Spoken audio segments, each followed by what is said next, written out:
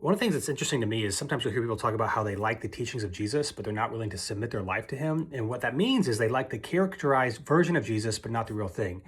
And I say that because Jesus says some really tough stuff. For example, John 14:6, he says, I am the way, the truth, and the life. No one comes to the Father except through me. In other words, he is the only way for us to experience salvation and grace and forgiveness, not our good works or any other religion. Luke 9:23 says, if you're going to follow me, you must deny yourself, take up your cross daily and follow him. So not our desires and what we want to pursue, but he defines what is right and good. And anywhere we disagree, we're wrong. Matthew 10:28, Jesus says, don't fear those who can kill the body. Rather, fear him who is able to both destroy the body and the soul in hell. In other words, we are to fear the Lord over fearing people. One more, Matthew 7:21, Jesus says, not everyone who says to me, Lord, Lord, will enter into the kingdom of heaven.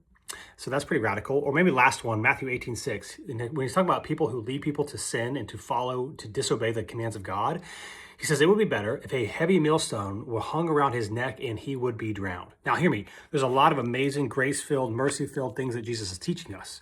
But we cannot make a caricaturized version of Jesus. We either follow the real thing or we follow a fake thing. If we say we like the teachings of Jesus but do not submit our life to him, we don't actually like the full teachings of Jesus. We typically just like the caricaturized versions that we've made up.